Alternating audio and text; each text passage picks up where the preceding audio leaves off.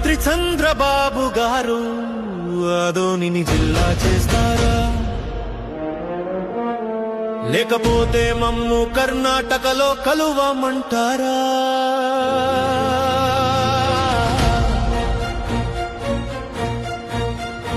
ఆదోని ప్రజలారా ఆలోచించండి, ఒకరు ప్రశ్నిస్తే ఏమీ ఒరగదు, కొందరు ప్రశ్నిస్తే పోరాటం ఆగదు, అందరూ ప్రశ్నిస్తే ఆదోని జిల్లా కాక తప్పదు.